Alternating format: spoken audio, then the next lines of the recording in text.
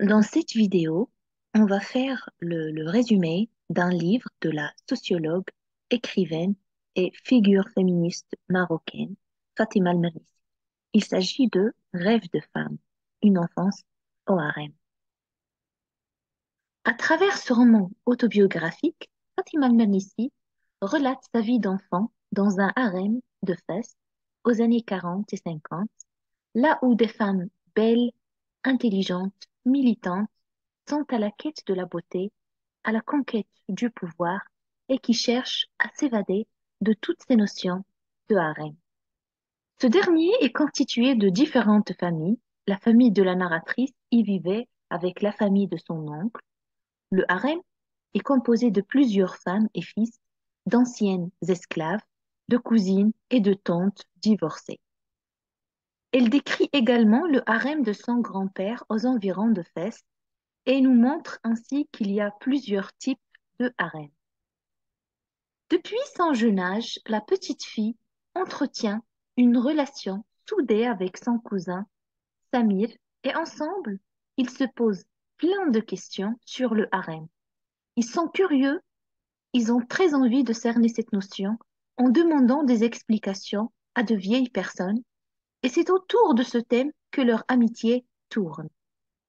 La petite Fatima aboutit vite à apprendre la notion du harem en tant que frontière surveillée où chaque déplacement devait être justifié et le compare avec les limites que les Français et Espagnols ont établies pour marquer leur territoire. Les femmes du harem essaient de se reconnaître à travers des féministes égyptiennes telles Asmaan ou Kelsoum. Elle se projette également à travers des histoires d'héroïnes féminines comme Scheherazade. Et c'était un moment privilégié au sein de ce cloisement qu'est le harem quand on narrait ce genre d'histoire, car ce rituel soulageait ces femmes du sentiment d'emprisonnement. C'est pour elles une manière de s'évader et de s'approprier leur espace. D'ailleurs, la maman de Fatima Mernissi avait la rage de ne pas pouvoir aller à l'école, d'être incapable de lire elle-même ses histoires de mille et une nuits, de devoir attendre qu'on lui lise une histoire. Mais il y a un passage où elle manifeste cela en disant à la petite Fatima, les temps vont devenir moins durs pour les femmes, ma fille. Ta sœur et toi allez recevoir une bonne éducation.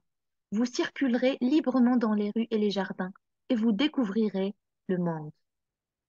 Effectivement, cela s'est réalisé le jour où les nationalistes marocains ont annoncé que les filles avaient le droit d'aller dans des écoles mixtes avec des garçons, et la mère a convoqué toute la famille pour voter l'intégration de la petite Fatima, une école mixte. Cependant, la relation de Fatima avec son cousin a connu une rupture le jour où elle a commencé à s'intéresser à sa féminité et à sa beauté.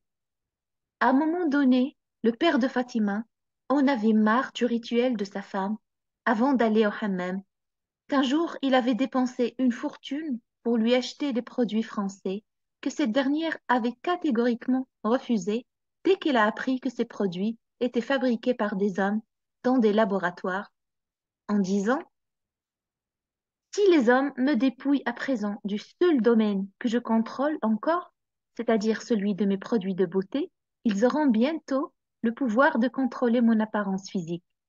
Je ne permettrai jamais une chose pareille. Je crée ma propre magie et je n'abandonnerai jamais mon aîné. Autrement dit, si les hommes veulent même contrôler la manière avec laquelle je me fais belle, elle est où ma liberté?